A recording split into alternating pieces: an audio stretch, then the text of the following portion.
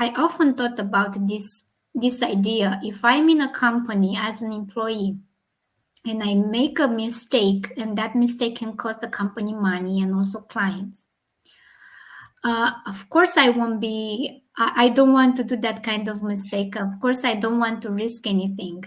But if I don't want to risk anything, and with the risk that I'm doing something bad for the company, how can I actually feel safe to do mistakes and to learn? Because learning means taking risks and making mistakes.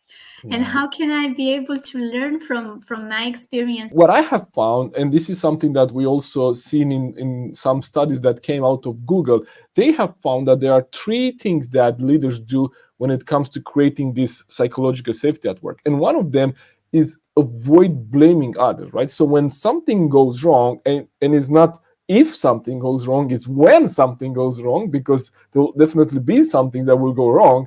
As long as we try new things, that we will fail. So when something goes wrong, what great leaders do, they don't try to blame people. They don't try to look for guilty, to say it was someone's fault or someone else's fault. And they make it so subtle that it's in the language that we're using, right? Instead of saying, Madalena, what did you do? They will say, what did we do and how did it happen, right?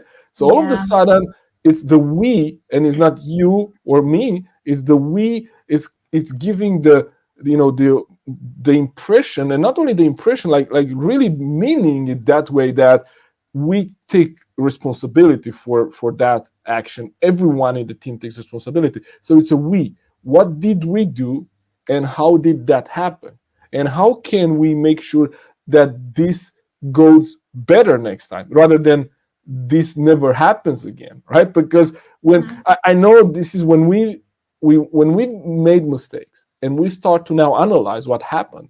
One of the questions that usually you find in this kind of full tree analysis, or 5 questions, or whatever method you use, one of the questions are, how do we make sure this never happens again? And how can we make sure that you don't fail, right?